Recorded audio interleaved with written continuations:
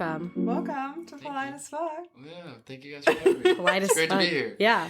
This is LeeMichael. What is that?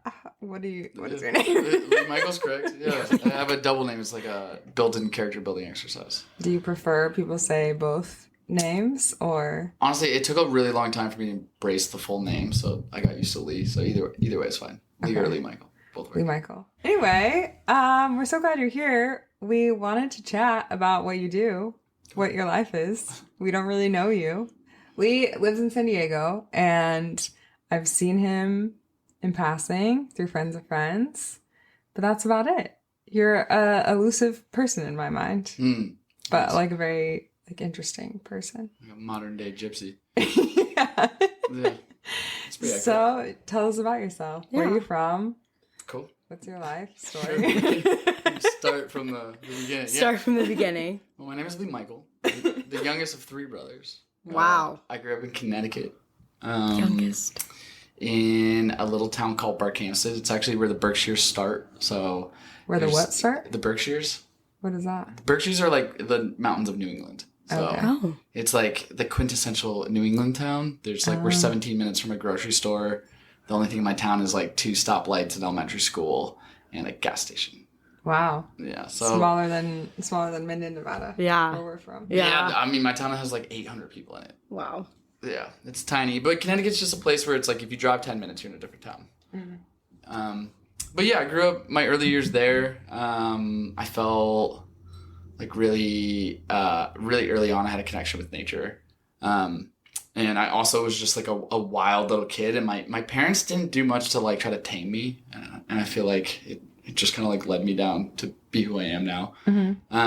But yeah, I grew up in Connecticut. I didn't have a lot of rules. My parents were super cool and loving. My mom moved to Sedona when I was 13. And that kind of opened me up to the West Coast. And as a 13-year-old, I went to visit my mom for the first time, and I saw Flagstaff and Sedona and Oak Creek, and I learned what mountains were. And ever since then, it's been like a quest to explore. And I just remember this feeling of like, show me your secrets. Like, that's like how I felt the first time I went to somewhere with mountains. And I still feel like that to this day.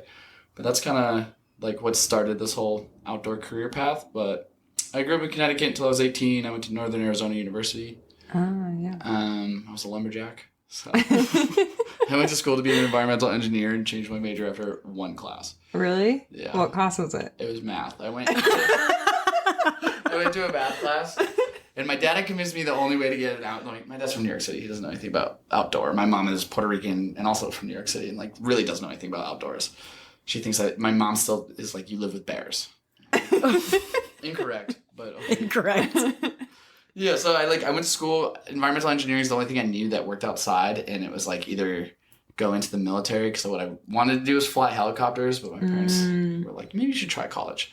So I figured I would try it. I went to school for environmental engineering for one day, one class. I went there, and the professor handed me the syllabus, and he was like, if you struggled in calculus, you're going to have a hard time in this class. And I remember raising my hand being like, what if you haven't taken pre-calculus? And he was like, you should talk to your advisor. And so I shouldn't have even been in that class. No, definitely not. I also just didn't have a passion for like water treatment. And if you go to school for environmental engineering, like in Arizona, it's probably what you're going to be looking at. And so I went to my advisor, and that day she changed the whole course of my life. And I went to her office, and this is just like my random assigned advisor that you get when you first go to college. It's like the second day of school. We just had orientation the day before, and I remember being like really just like kind of bummed in her class because the teacher had like sent me out, and she was like, what's up? And I was like, I don't know, I just thought this would be more fun. And she asked me, what's fun to you? And I was like, I don't know why I said this because I've never been camping, but I said, I don't know, camping. You'd never been camping I'd before? Never been camping, yeah. Like we had been camping, like we drove to a national park and like hiked around and then left. That was like what I thought camping was. And so, yeah, she was like, well, have you heard of Park and Rec? And I was like, no, what's that? And she handed me a brochure of people like backpacking and river rafting. And I was like, this is a major? And she was like, sure is. And literally that day, I changed my major to Park and Rec, which we lovingly called Parks and Crafts. So cute. Yeah, and like from that point on, I went to school for to be a guide, essentially, in Park and Rec at NAU. If you choose the outdoor leadership emphasis, it's basically guide school. So once you're a junior, your semesters get split up into 2 different sets of 8 weeks. And so you'll have 8 weeks in the classroom or to prep. And then the second 8 weeks is in the field. So you'll go like backpacking for 3 weeks, and then you'll go river rafting, and you go pack rafting. And so they just certify you in all the things. And then on top of that, they make you work in your field 1,200 hours. So I left school with my EMT, my wilderness first responder, and 1,200 hours worked in the field. Wow. And that set me up to like kind of do whatever I wanted. And I ended up working for Outward Bound. And Outward Bound, That's a I've great- heard of that. Yeah, What it's- is that?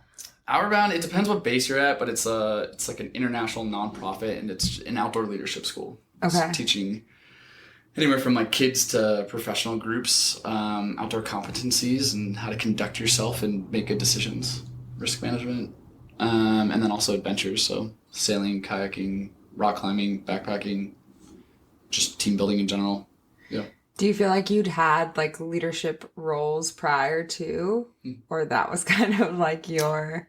Yeah, I think naturally, like I had influence. Like there was something about me that I like to get kids riled up. It usually was like against teachers as like a kid, but I remember the like whenever I would have like my parent teacher conferences and I would get in trouble, they'd be like, he's really good at like getting people to follow him, doesn't use his powers for good. And so like my career started with like being a disruptor. But I also realized it was a skill, and so later down the line, me being such a naughty kid taught me how to work with not like kids who need a little extra love. Yeah. So, I want to talk about like your like working within a group and like growing. So like obviously when you started in college and moving out like to Outward Bound, you're working within a group, and like your transition into being like just a student in those trips and adventures, and then your transition to like being a leader, and then now working with, you know, groups now like as a leader. yeah. So I think the transition, like what most people don't realize is like camps are dangerous. I got my first start in like the outdoor career working as a backpacking counselor for Chile, Colorado camps in Estes Park. So that's like Rocky Mountain National Park. Wow. And I had like applied to be the hiking instructor because I hadn't really been backpacking that much. And they were like, what about backpacking? And I was like, okay. And I just said yes. I was like 20 years old, had 0 experience. And they were giving me kids of like, they were 13 kids at a time to go into the woods for like 5 days. And I was not certified. So it was like, that's how my career started. And it just like, people send their kids to camps being like, oh, have an amazing time. But it's like, you're trusting your child's lives with other children. Yeah. Essentially. Yeah. So like, that's how it started. And like in group, I guess like to answer your question, as far as like leading groups, it all kind of began with camps when I was in college and trying to build experience. But like I said, I had worked a bunch. And NAU, Northern Arizona University, has a program called NAU Outdoors, which a lot of the park and rec students are involved in. And you can go lead the trips for the school. So I did a lot of that. It's like start small and then work your way up. Yeah, so like, you know, like there's like an outdoor program at your college. And you have like teacher assistants that like come on as guides in training, essentially. Yeah. Yeah. That's what my school was just a small D3 school up in Oregon, and they had their like adventure program, and that's what my focus was, is their outdoor leadership, because so instead of freshman orientation, you had the opportunity to go on a trip like in replace of your orientation. Yeah, and so I did that, and I did whitewater rafting, and like I loved that, and like seeing like the way that they had like the student leaders and stuff like that. I was like, oh, I could do this.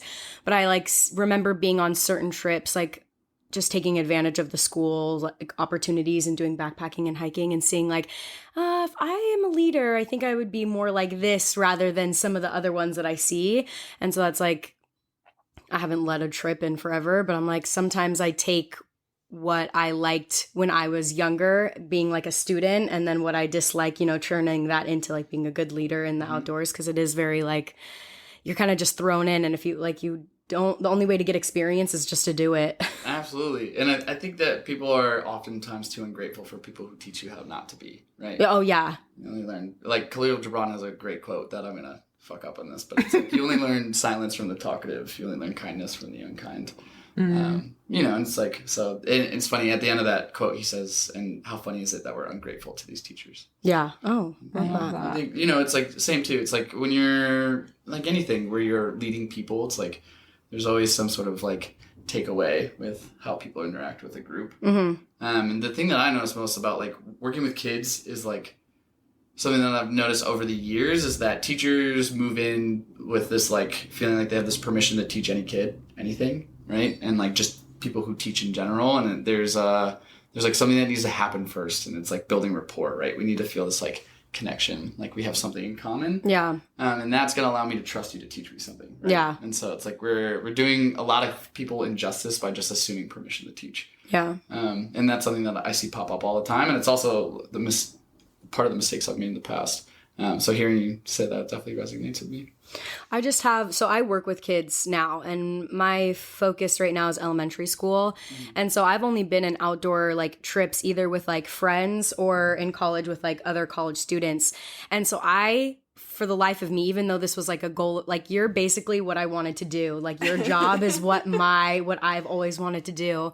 And so now working with these elementary students though, sometimes I'm like, how the fuck could I take you on a trip? Like, I'm like, this is insane to add that like extra pressure, and then seeing like one student has to touch everything where like some other students have to like everything needs to be explained. Mm-hmm. And that's in a classroom setting, like literally in the library for 4 hours rather than 5 days out moving with food, water. Oh my God. I'm like, I don't know if this is my dream anymore. So how did you manage that? How do you did they teach you a lot of like youth development in school, or did you kind of learn that as you work more and more with youth in these trips? Yeah, I mean, I think there's two parts to that. I think what people often neglect when they're in like a safe environment is that kids and people arise to challenges that have real risk.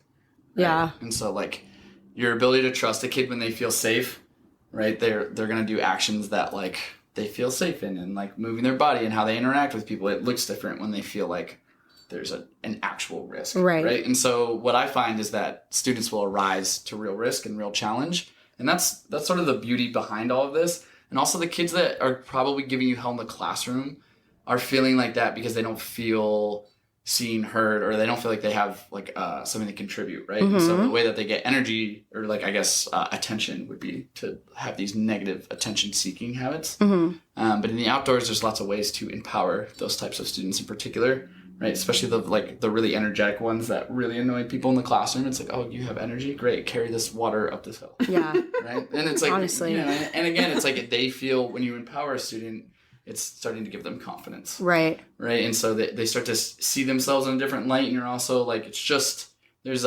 someone once told me that the key to working with kids is to catch them when they're good, right? To reinforce that good behavior. It's just like working with any sort of animal, right? Yeah. You want to reward the behavior you want, not necessarily focus your attention on that what you don't want.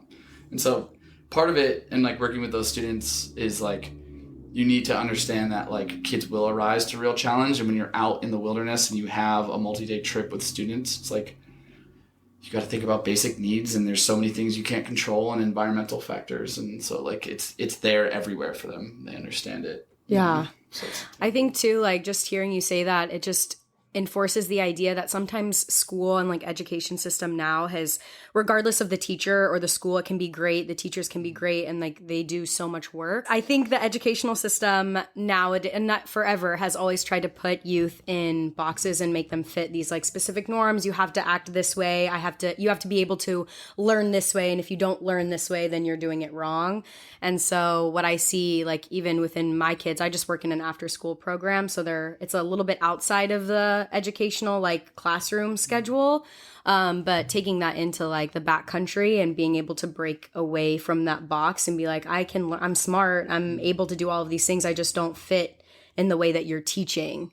And so yeah, that's what I like about it. Yeah, well, I mean, that's the part of outdoor education is you're taking kids out of an environment where they have a story already associated with them, and you're allowing them to create a new one. Yeah. Right. And so it's like we all get caught up in this battle between like, I think the image that we paint for ourselves, and I see it all the time, especially with junior high students, is like they can't escape the image that they've created for themselves. And so it makes them want to go to different schools or just kind of like move on from like some of the good things that they have already created. But it's this like idea that you can't escape the story that you've created, and your perceived identity is moldable, right? And so it's malleable. And when you take kids outside, it's like all of a sudden like, someone who shines in the classroom might not be as comfortable being uncomfortable, right? And therefore, when they're outdoors and in outdoor education, those like they're actually having to be humbled a little bit. Whereas like your kids who might struggle to sit down and shut up for 6 hours might really shine in those moments. Yeah. Yeah, and so it's like it's a gift, right? And so like these schools that have big outdoor education programs, there's a difference in their students. And the biggest thing I notice is there's like a sense of resiliency, you know, and it's they approach challenges with like this idea that it's nothing's not figure outable, right? Whereas like some kids who haven't met real challenge will like just kind of fall apart. Well, that too is like when you place a worksheet in front of them and it's like right or wrong.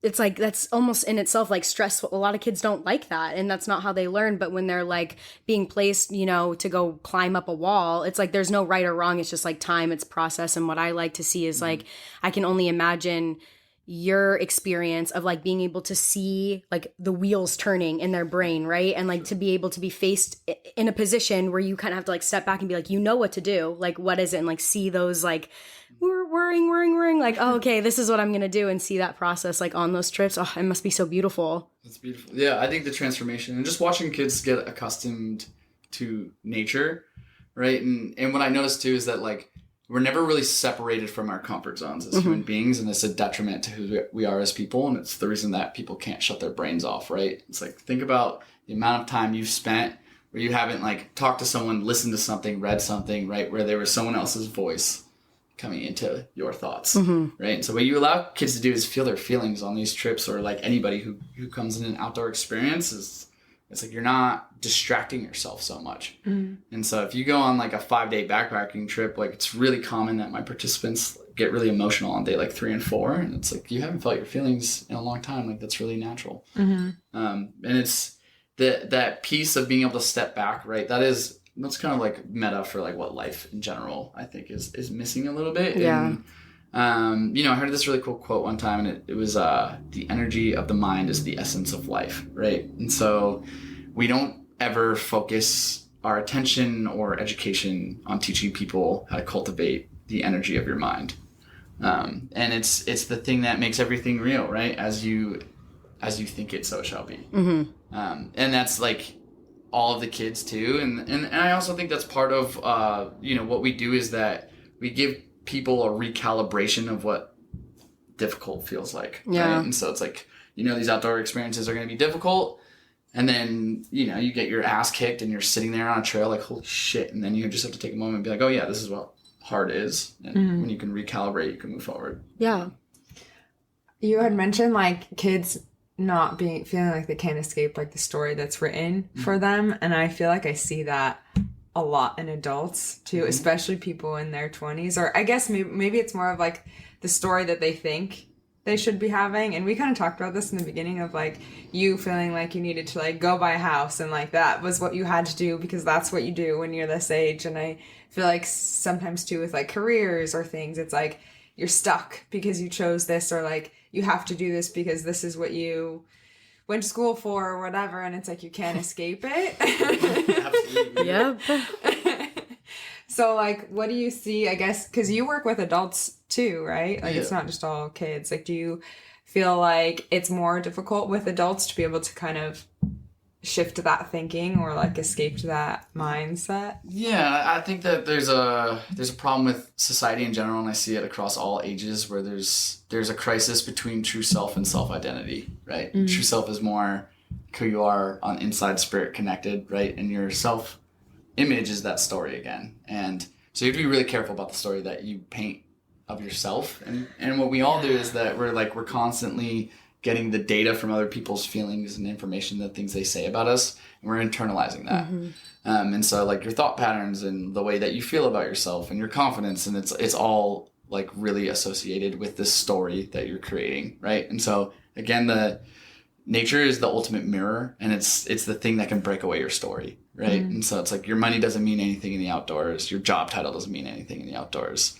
You know, it's like you really have to go back to this like life force idea, which is like the bottom pillar being your body. And like, if you can't have a good relationship with your body in the outdoors, or like when you're doing something that requires you to move, it's going to be really difficult. And just in general in life, it's like if you can't be comfortable in your own body and your own self, right, it's hard to move forward from any point. And so like, yeah, again, just like cultivating that energy, regardless of whether you're in 8th grade or 80 years old, we see it all the time. And, you know, what we want to do is give people a chance to arise to an appropriate challenge, right? And so at Outward Bound, we used to talk about there's 3 levels of experience, and there's your comfort zone, right? And so comfortable, what does that look like for y'all? Like chilling on the couch, watching TV, you're not really learning anything, but you're happy, you're like in your bubble. And sometimes you need that. And then you sort of have like on the other end of the scale, you have like your panic zone. And your panic zone is not really somewhere you want to be because, again, you're not learning. You're just mostly learning like that you don't want to do that experience again. And it's like a little bit traumatizing, right? And so we want to put you in your challenge zone, which is somewhere in between. And challenge is where you grow, right? And so it's like, it's all this, you know, in the gym, they talk about time under tension, resistance builds muscles. And it's the same thing with life, right? So it's like time under tension is probably a good way to think about it. What is it that you do now? Because you're not with Outward Bound. You have your own thing. Cool. How did this come to be? So, Soulstainable is a company that I co-founded with Austin O'Brien, who's my business partner. And it really is a byproduct of both of us being those kids in the classroom that were like, didn't feel smart, didn't feel like we had the shine. It was like sit down and shut up, which neither of us could do, right? So when we got together, we were working at Outward Bound. And so that's how I met most of my good friends is through Outward Bound. But Austin really opened my eyes to this like adventure. He took me rock climbing and he took me like backpacking and hiking. And, you know, like for me, it was like coming out of college, I'd done some of those things and I thought I was good at it. But like Austin's a little bit older than me and started to pave the way. And I started to realize the value in that experience. And we were just, you know, we were really young. I was probably 23. And we were like, we should start our own international travel company. And like, that sounds good. And we ran for the first 4 years. I think we lost money on every trip and we're just running friends and family trips. But the idea was to just, you know, get the media, you know, something would happen. And we kind of like held space for this idea that like it could be something one day. And the idea that it started on was that adventure could be the catalyst to changing people and places. Because what I found is that like traveling was the ultimate equalizer. Like once I saw poverty, I could never like unsee it, right? It started to build this like sense of empathy in me. And like I grew up with my dad and my brothers, and so like I felt like when I first got out of college, my range of like emotions that were safe for me to go into were really small. And as I traveled, it started to like push those boundaries a little bit. And the more I saw poverty and the more I saw people struggle, the more I started to recognize my privilege and start to feel this like guilt, like I needed to do something. But I also didn't want to show up as like, we're your savior, you know, like that whole thing, like, you know, you got to be really careful. And so this idea of like intentionality started to grow, and we started to realize that like the only way to have an impact is to set the right intention. And so it became this idea of impact planning. And it started with adventure as the catalyst, right? And so we used to take people to these places and, you know, conversing with the landscape, moving your body, getting to know these places. Like that was kind of the idea. And then it started to transform over time to a study of place. And we recognize through regenerative enterprise, which takes the concepts of regenerative agriculture, so the way that you grow something, we realize that like you could actually run business in that same sense if you were to like recontext it, because the way you grow anything is the way that you grow something.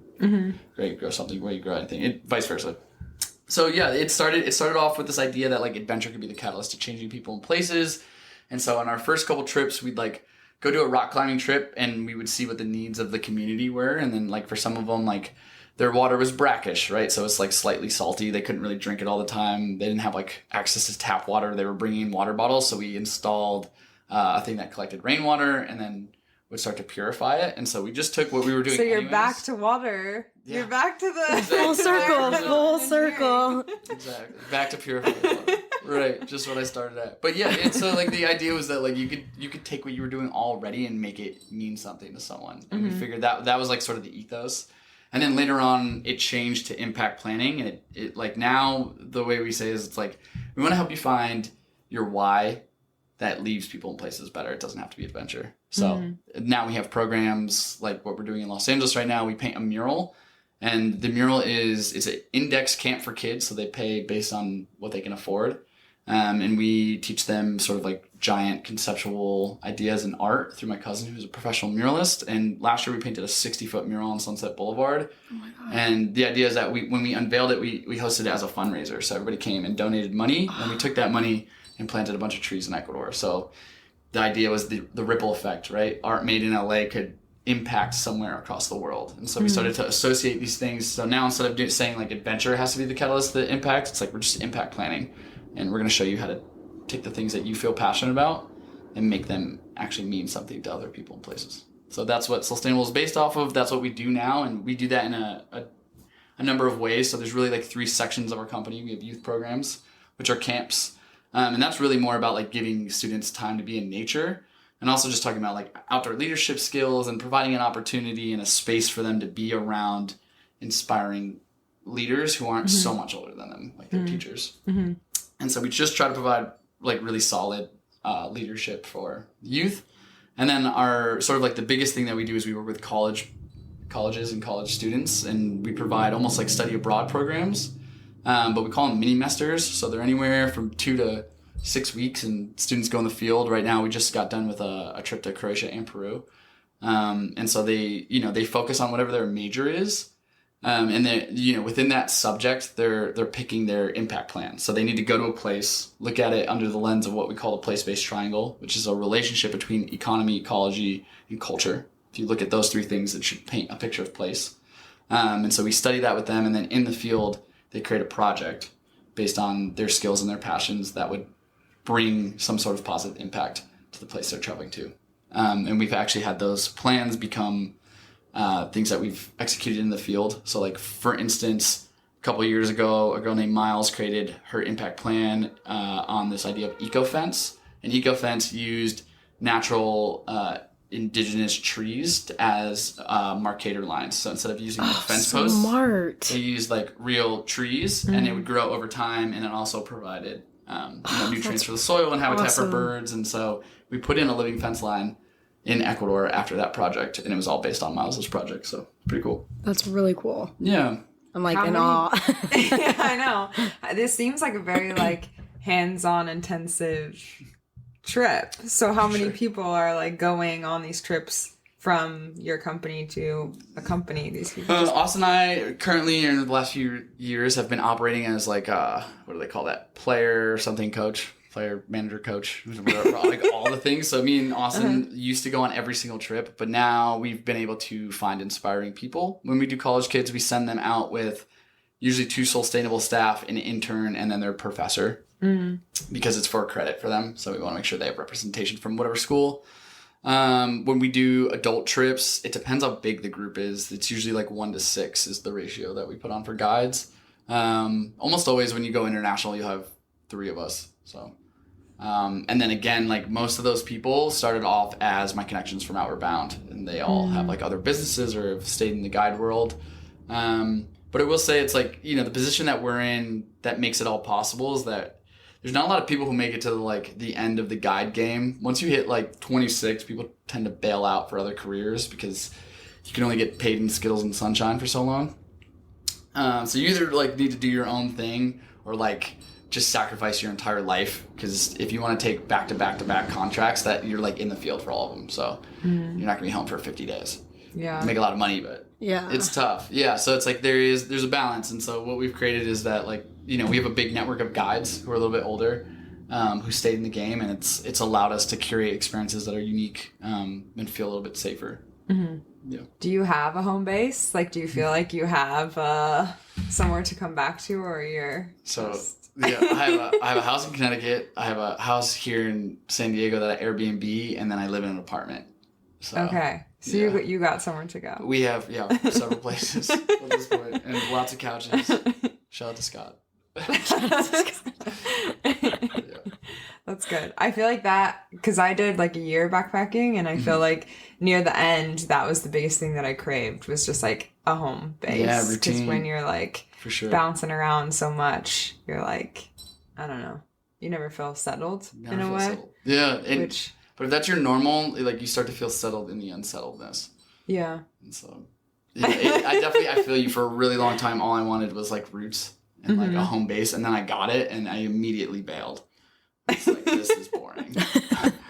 Yeah. So no, it's like, there's a balance to it, right? And so like I'm still trying to find that balance. I want to come out of the field more, but I'm just not at that point in my career. But I often feel like I want a home base, but at the end of the day, it's like I am my home base. I have to remember that. And I will say, here's something that keeps coming up is that I got asked recently to talk to a bunch of juniors, junior boys. So like a bunch of 16, 17-year-old boys about what it means to be a man.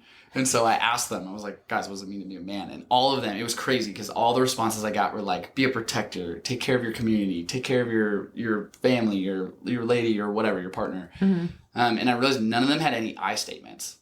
And I started to realize that like the biggest detriment to all of us as adults is that, not to necessarily say becoming a man, but like becoming an adult is like learning how to take care of you, right? And nobody ever teaches you how to take care of yourself. You just kind of learn to take care of other people, right? And so we all have to go on this journey of like, what does that actually mean to you? What does it mean to take care of Erica, right? What does it mean to take care of LeeMichael or Ellie? For a really long time, I didn't know that. And it wasn't until I started working with these kids and I realized that their thought process had nothing to do with themselves. And I think, that's it. It's like, that's how you find a home base, is that you create it within you. And there's a routine that you should be keeping just within your own self that'll allow you to feel a little bit stable. And again, like it just comes down to like, what are your habits? And there's an amazing book called As a Man Thinketh, right? And the book says, show me your circumstances and I'll show you your thoughts. And again, it like, just to bring it back full circles, it's like, it all starts with the energy of the mind, right? And so having those routines, being able to connect, come back to self, like, I think that's how you do it. And because a place is just a place, I felt unsettled living in places that were my home, So, the real key of it all has been to find home within self. What would you say is your routine? My routine. So I'm not allowed to sleep with my phone in my room. And I have to meditate and stretch every day.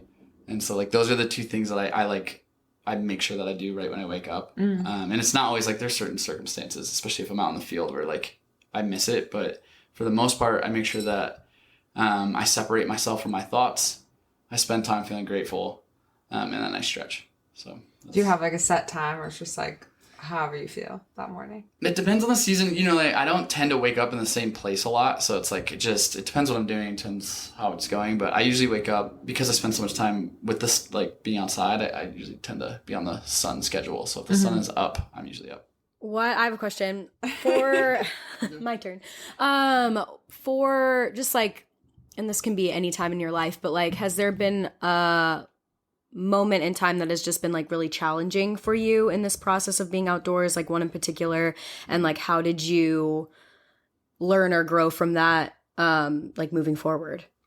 I think just like within everything, the outdoor field just doesn't feel really settled. So it's really rare that you're gonna get health insurance. It's really rare that you're gonna get like a real salary, and I think that used to affect me a lot. And just like my mental well-being is that I was really broke when I was younger, like very, very broke. And, just like I was getting paid, my first contract was for $300 a week. And so, you pay your dues, and, the way they justify that is it's like, you're outside. It's like, okay. Oh, great. But I think, the first low was to like get over this like feeling of like I don't have enough and I'm working so much. But then I stopped viewing my job as work, and like other opportunities came. I think it shifted with the way I looked at it. But I think my other lows have had to do with my relationships with other people rather than work. I love what I do. It's part of who I am. I was really lucky as a kid to never be confused about what I wanted to do. I always knew that I would work outside and I would bring people in nature. And so, I didn't go through that low. It was more like, is the thing that I'm actually good at ever going to be stable? And the answer to that was like, no, unless you make it for yourself.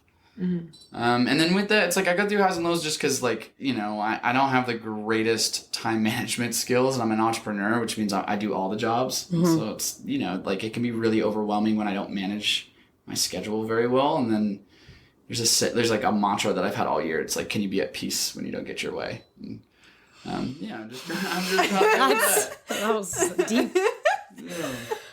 So yes, lots of lows, but that's just life in general too. Right. Is that like, the flip side, what people don't understand about my career is that like good days for me at work look way better than everybody else's, but bad days at work for me look way worse than anybody else's. Like, you know, just recently I had a kid have a seizure at the trailhead, and it's like the closest hospital is 2.5 hours from there.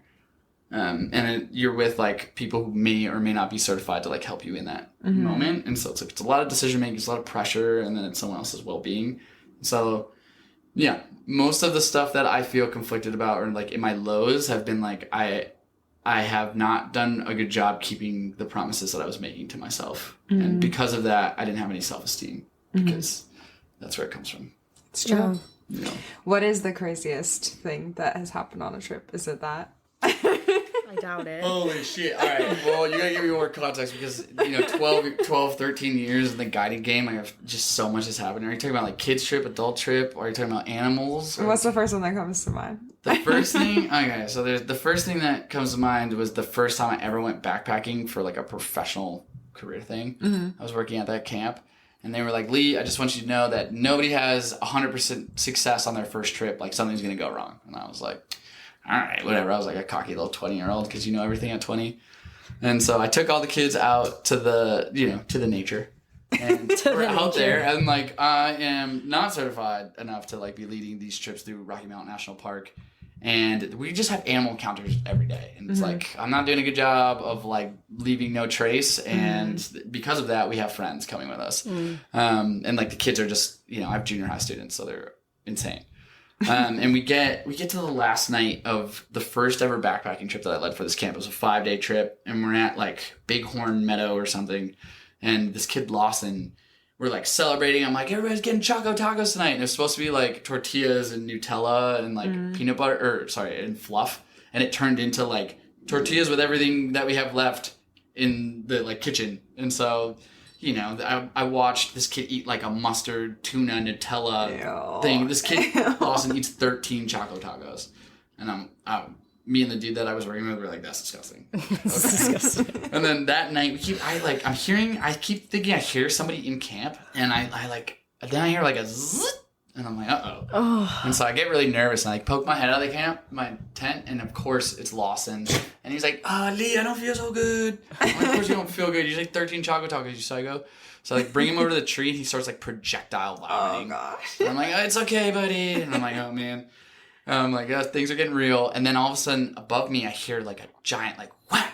I'm like, what the hell is that? And I look up, and a tree branch comes down and crushes me and Lawson. And like, he goes right into his throw up. I'm like on top of him.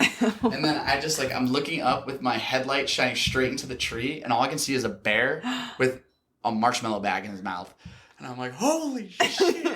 And Lawson's like, what just happened? And, like, I am like, oh my God. So I like run to my tent, and we get an air horn, and we like crank this thing, and the bear comes out of the tree and then like runs back into the woods. And Lawson looks at me. He's like, dude, your face. And I was like, what? And I like touched my face and realized that like, oh God. And I went back to camp the next day with the biggest shiner. And it was like, I had a giant black eye from where the tree branch came down and hit me in the face.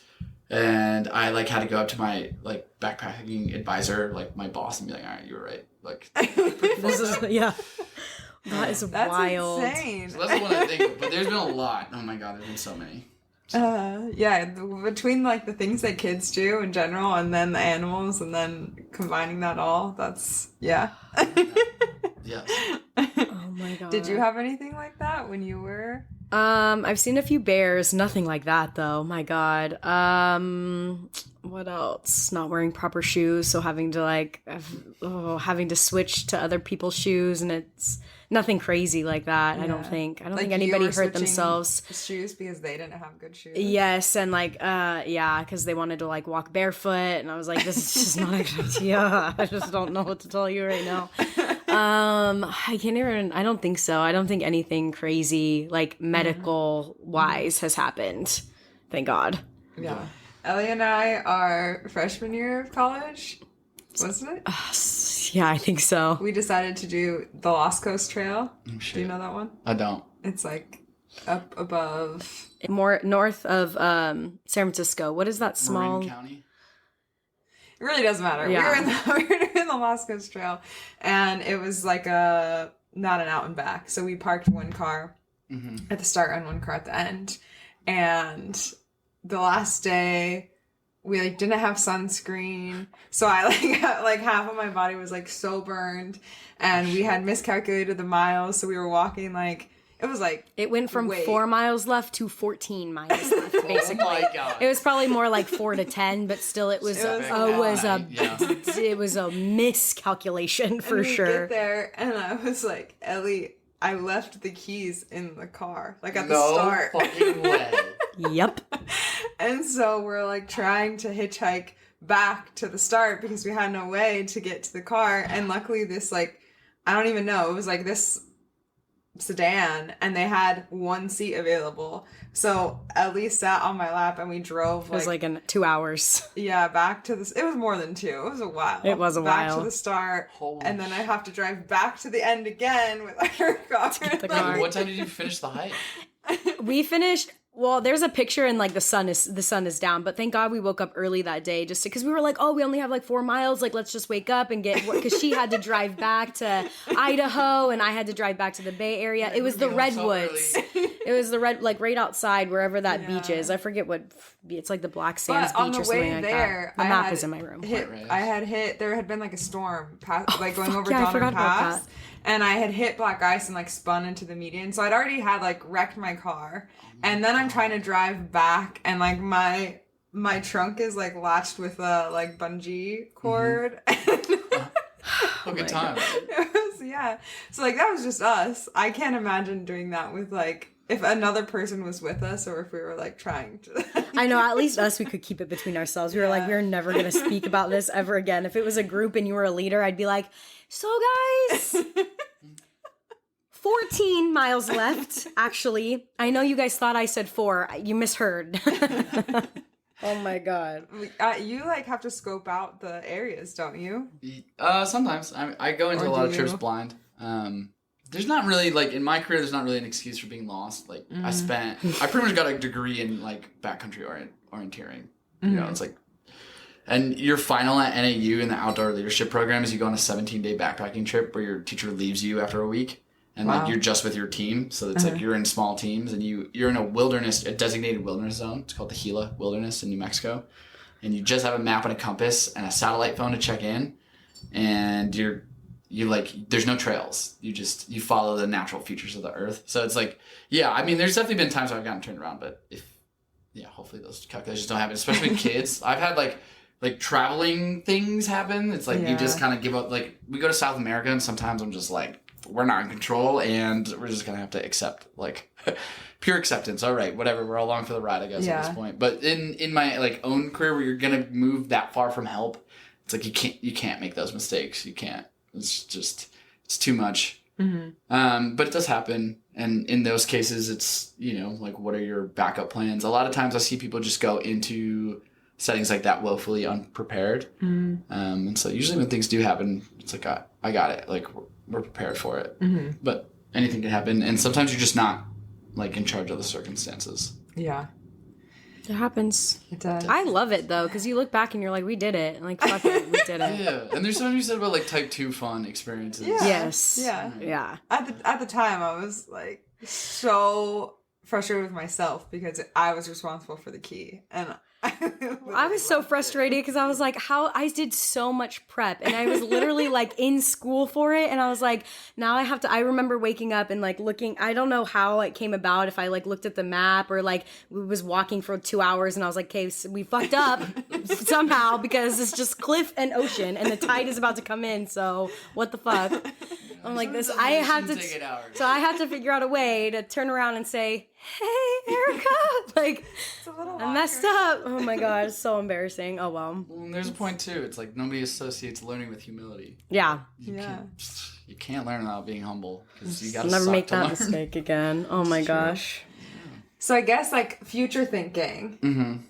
Where do you see the next 5 years of Soulstainable, of what you're doing? Do you have like a where you want to be? Vision? Totally. I think that right now we are moving towards the curriculum side of things, and doing a little less of like the private trips and trying to focus on sort of like the heart of what we're doing and like really understanding what it means to have an impact. And like right now, like I spoke to you on, like the biggest thing that I'm trying to work on is there's a curriculum aspect that feels like, I feel like a scientist about to like discover something. I feel like we're on the brink of this idea of place-based learning, right? So to understand a place, it goes back to that relationship of the three pillars we talked about a little bit: economy, ecology, and culture. And I feel like there's in the same sense, there's a way to look at yourself within those three identities and understand I, right? And so like what we're trying to do now is decode the place-based triangle and make it relevant to self. And so in some ways, it kind of looks like mind, body, and soul.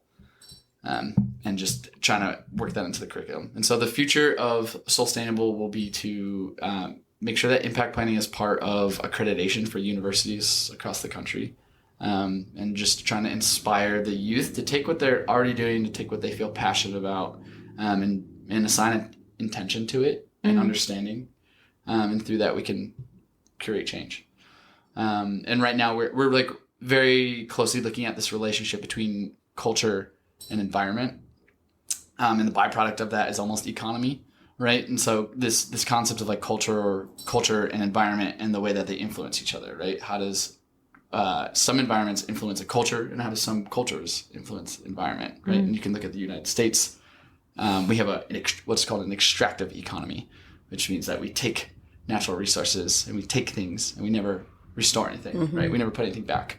And then the sole medium to exchange for goods or services is financial capital, right? We don't have another way to honor our business agreements for the most part.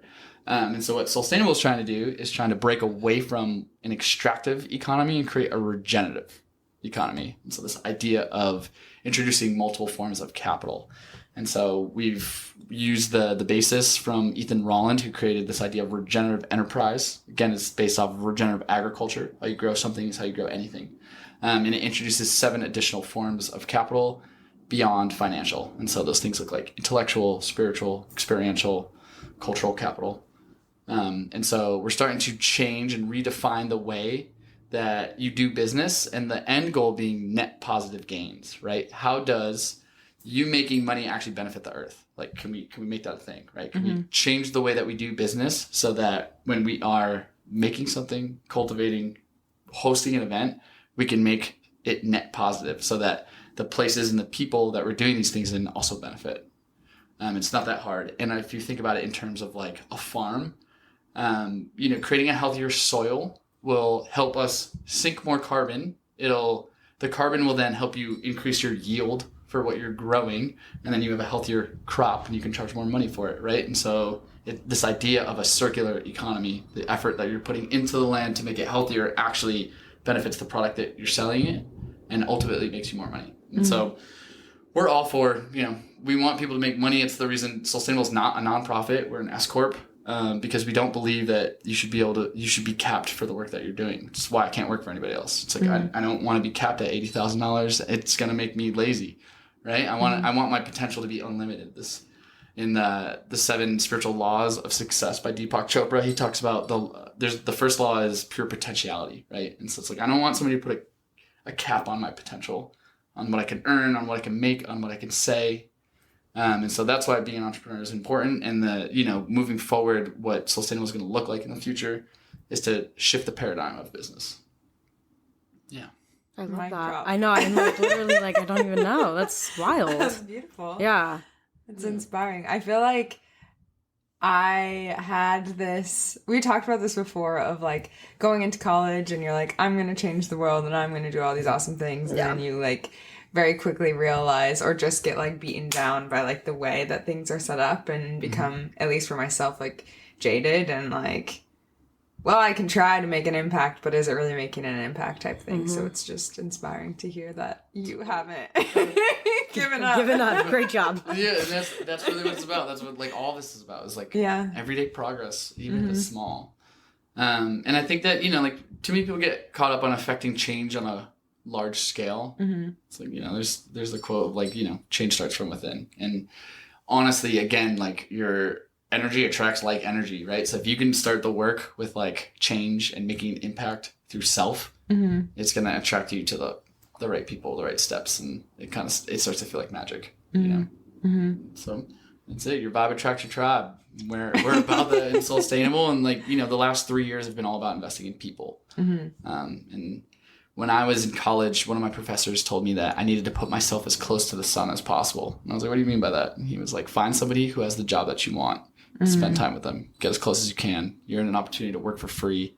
And I didn't take his advice, but I thought about it a lot. And then, I thought about like what kind of life I would like, you know. And my mom used to always ask me this question: what would you do if money didn't matter? You had to do something productive every day. And so now I ask my students that, because no one asks kids that. What would you do if money didn't matter? Because the true answer to that is going to feel really unrealistic. And that's why most people don't follow their dreams, because there's this already like voice in your head being like, you could never make money doing that. It's like, oh my God, there's people making money playing video games. Yeah, literally. You can do anything. I agree. Just is probably not going to look like how you imagined it. And so another thing about the entrepreneurial world is like, whatever you start with is probably not going to be what you end with. Soulstainable makes most of our money through running corporate day programs, which when we founded Soulstainable, we didn't do anything with corporate groups. I didn't even know that was a thing. Yeah. So it's like, you know, and then you become flexible, and it's just like life, right? And so you got to be careful what you're manifesting too. And like the real trick of it all is like, how specific can you get? You know, me and my business partner talk all the time. It's like, how do you make something scalable? It's like the only way to make something scalable is to put all the details in one place so you can hand it off to somebody else. And so how do you make it concise? How do you communicate with like love and also make it to the point?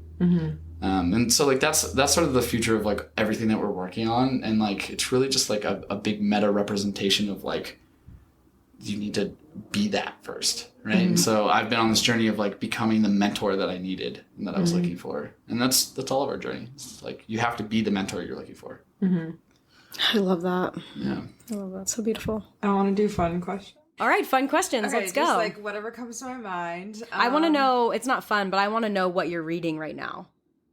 What am I reading as a book? Yeah, sorry. I should have been a little bit. What are you reading right now? What am I reading? I'm reading, let's see. What is the energy? Okay.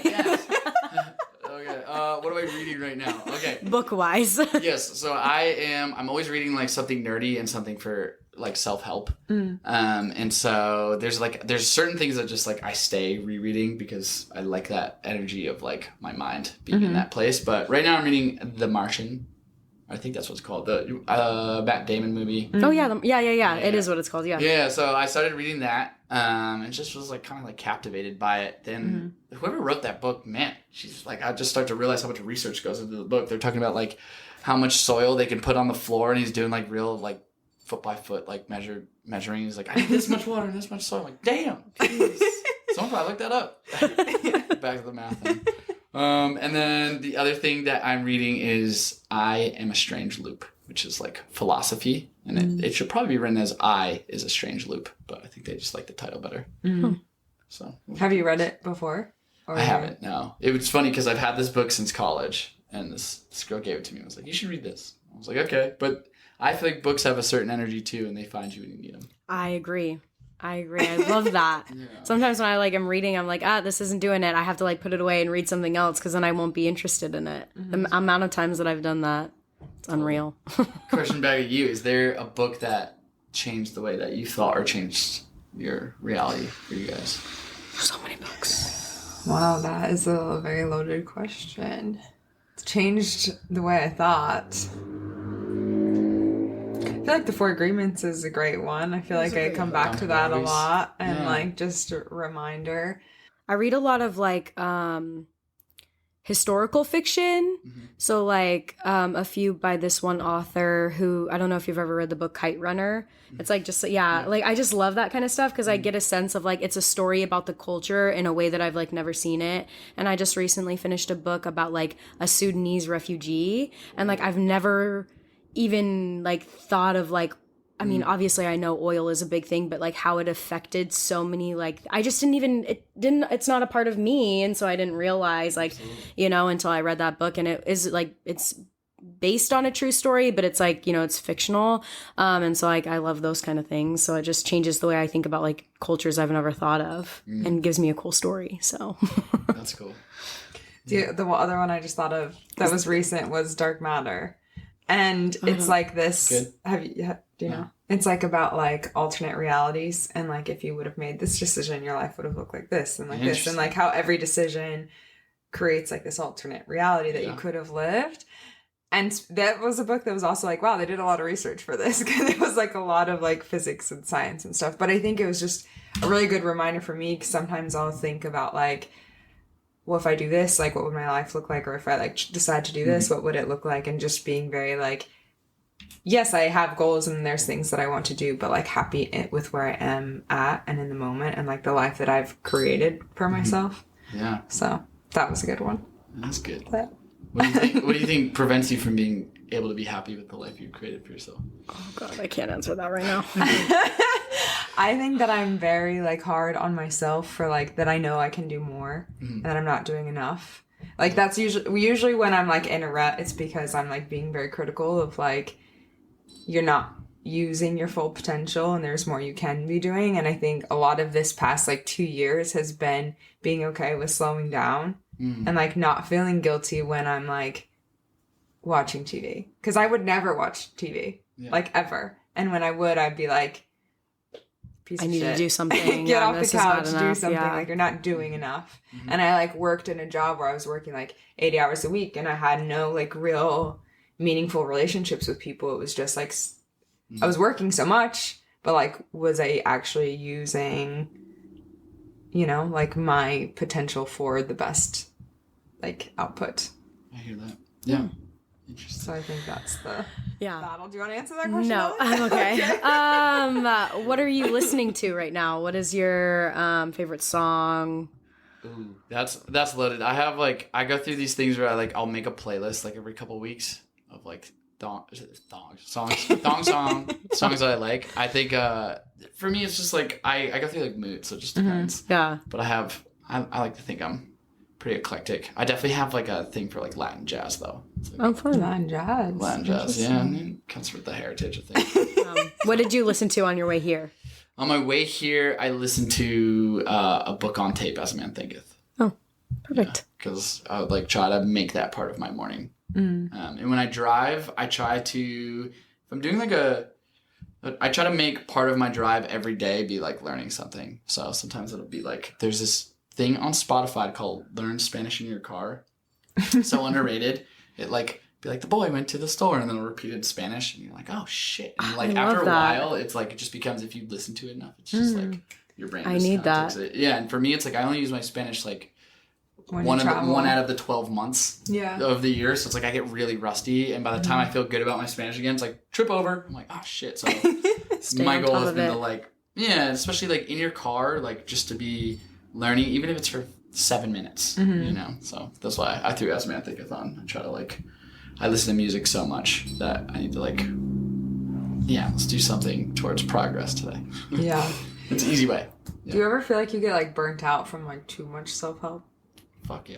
I get burnt out with myself, you know? It's like, and there's only so much help I'm willing to give myself. I think that's the issue, is it's like a lot of these lessons are like, this has been the same issue I've had since I was 13. Like, I fucking grow up. That's like, I run out of empathy for me all the time. Yeah. But in terms of self-help, it's like, I just make sure that like there's certain thoughts and sentences and paragraphs that are like part of my life. So it doesn't necessarily have to be like finding a new self-help book. It could look like checking back in as to, you know, like thought and the effect that it has on your life. And for me, it's like, again, just in terms of like, I think of my diet a little bit differently. And a big part of my diet is the things that I ingest through media or through audio. And so, again, like keeping a particular type of energy can only happen if I'm not being influenced or bombarded from the outside world. And I think part of the reason that I've been successful at it and my business has been successful is because I've had so much time removed from all the outside influence. And like, it's crazy. There's two things that I notice by like spending so much time outside. And one is that I've had more silence than most people would feel comfortable with. And you'd be surprised, like, don't speak and don't listen to any outside noise for 2 hours and see what your brain will eventually give up trying to think. It's like, it's crazy. Sometimes it takes like a whole day. But like being out in nature, especially on the trips I've done myself, like silence is the thing that we're all missing, you know, and it's like, it's the reason why you can never shut your brain off. It's because you've never actually had time away from things bombarding your thoughts. Yeah. That was recently, Ellie was like, what do you want to do for your birthday? And I was like, literally all I want to do is to chuck my phone out the window and go into the mountains and like not talk to anyone and not do anything. And that's what we did. And it was great. It was so good. It was so perfect. Like so reset. Like I feel like my mind was all a million places and I was like, I don't even know what I am thinking right now. Like there's just too much going on. And then I came back and I was like able to focus on like taking care of me, kind of what you were talking about, like those things that I had just been like forgotten in a way. Yeah. It always brings me back to what you say it all the time of like, we're just like a little speck of nothing. And like, that's what I love is like, it just puts me in my place a little bit. I'm like, I'm literally stressing about something that doesn't matter. Like it doesn't matter. I'm making it such a big deal when it doesn't need to be. And I go outside and I'm like, yeah, good. The breath of fresh air. Yeah, literally. Well, it's all a miracle. We don't understand. Yeah. Like, I mean, none of this makes any sense. Nothing. We could go into, you know, the other day, we were like talking about if aliens exist, and like I kind of looking at the night sky so much. It's like I don't know that there's definitely aliens, but I know there's definitely things that are not airplanes flying around all the time. Yeah. Yeah. And it's like I see weird shit in the sky almost every time. It's like no one ever looks at the sky at night, and it's like it'll change you, but also like, you know, the silence aspect of it too is like giving yourself a moment and allowing yourself to reconnect. There's a book called Ishmael by Daniel Quinn, and basically the premise of that book is like, what if human beings are not the only animal capable of like understanding self or having this like metacognition? What if they're just the first to wake up? And I think about that sometimes. What? Love it. What's your favorite like outdoor adventure activity? Do you prefer backpacking, kayaking? What's your favorite?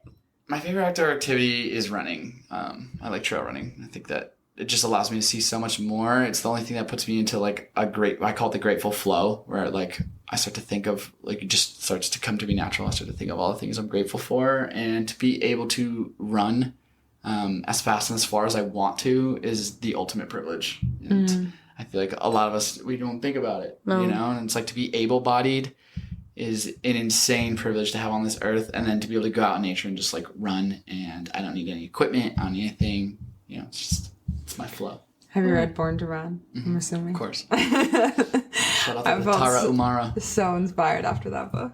Like, that I can run forever. You should read it. You talked about dating. Can we ask about, because you're always on the move, what's your dating life like? What's it like to date the least eligible bachelor? Yeah, it's a challenge. It's also a challenge because like, don't feel like I need to be with my significant other all the time, and I think that is hard for people with like my schedule. And I also just don't feel. I think right now where I am in life is like I'm not dating because I need to fall in love with my own life first. And I noticed that in the last relationship I was in, I was projecting a lot, and I want to feel like sunshine to my partner, not like the bag that they have to carry around. And I'm not there yet, so. At this point right now, it's like I'm not seriously dating. I'm just trying to be in a relationship with myself and, just grow up a little bit. So, but it has, if you want to talk about it in the past, it has been really hard. I've had 2 long-term relationships end because I'm never around. Right. And like that definitely, like talking about dark places, like that definitely put me into a dark place, but it also like experiences meaning in time. And like, had I stayed in those relationships, I don't think I could have grown to who I needed to become.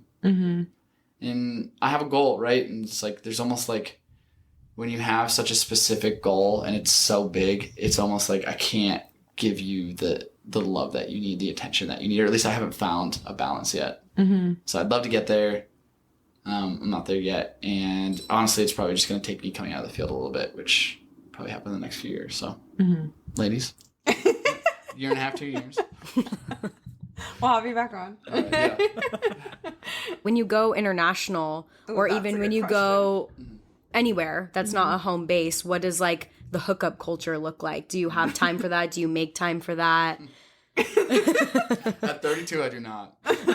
When I was younger, hell yeah. You know, and like, again, like I think you know, the energy, the mind's the essence of life. Like I'm not thinking about it. I'm not going for it. So it's like, that's not what shows up for me now. When I was younger, it was like, if you want to travel and have the most wild time possible, whether that be like relationships or just meeting people in general, like find whatever the most popular hostel is in the place that you're going to and just put yourself there. You'll meet any type of person that you want to meet. Yeah. And that's how we used to do it. And it was like, I was broke and was traveling all over the place and constantly meeting people. And I got to a point though where like random hookups for me don't feel good. You know, like I don't like this idea of like, I don't take that like energy exchange lightly. So it's like, yeah, it's very heavy. Yeah, it's one thing to like flirt and play kissy face or dance or whatever, but it's like, you know, like there's a line too. And like within dating, I just think at 32, it's like what I'm looking for is different. You know, like I want a best friend and a partner and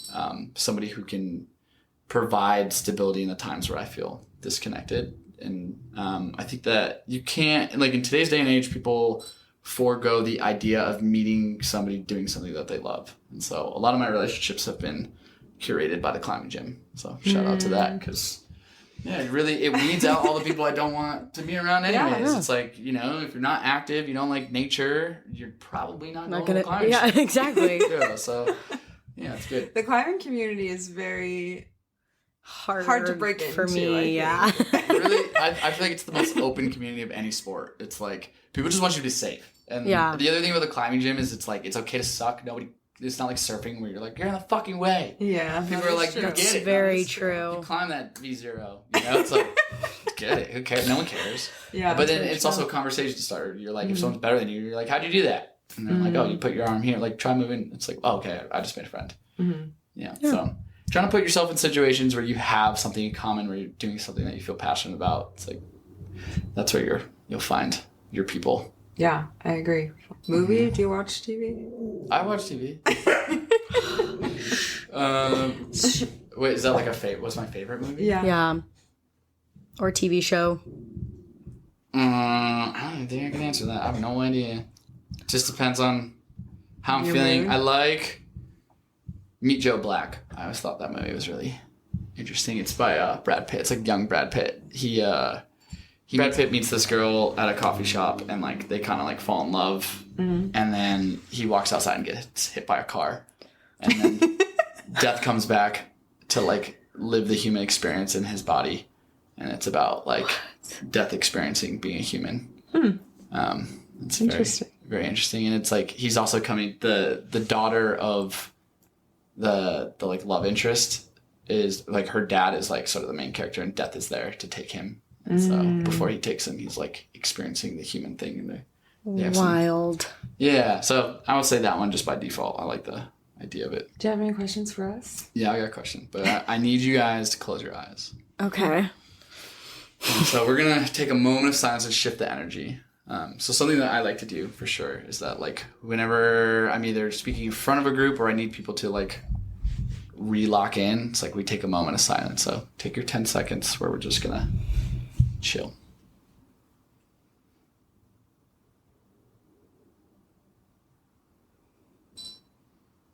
All right, start to take a deep breath. And what I want you to do is allow 3 animals to come to you. Keep in mind what order they come in. And when you've got it, assign animal 1, 2, and 3. Elephant, turtle, dog. Okay. Wait, we say them aloud? You don't have to, but you can. Sorry. No, that's good. It doesn't change anything. I don't want to forget. Great. So animal 1, bring it to the forefront of your mind. Now they say, and I'm not sure who says it, but they say that animal 1 is how you see yourself. Animal 2, supposedly, and I'm not really sure who's supposing, but supposedly animal 2 is how other people view you. And finally, conjure up the last image. Image 3 is what you really are. So yeah, you can share that if you want. What were yours? I had to like vomit it out. Yeah, you said what? Elephant, Turtle, dog. I was thinking of farm animals. So I was like, pig, cow, chicken. Pig, cow, chicken. There you go. Chickens are awesome though. So are cows and pigs. I hate birds, actually. Birds freak me out. Why? I think their beaks, like, just like they can really destroy something, and they're so small, but their beaks can like really mess you up. And it's true. I was at the like animal whatever thing recently in Virginia, and my friend was like, you can. She has a kid, and so she was like, you can put him on your lap and like feed the birds, and they all started flying, and I was literally like, no. They were all coming at me, and I was like, I cannot, because that's scary. Yeah, a bunch of birds flying at you. Mm-hmm. Anyways, I don't really want to be a chicken, but okay. Well, I don't think people see me as a turtle. I guess I see myself. Elephants, like, I don't know. I'd have to like look into it. I just love elephants. First thing that came to my mind. Mm-hmm. Did you do it while you were saying it? Yeah. No, what were yours? Saying it, but I learned that from a 5th grader, and mine was lizard, monkey, dragon. Surprisingly accurate. I do see I'm like very lizardy. People would consider me a monkey, and I'm definitely actually a dragon. Actually, that's good. I love that. Yeah.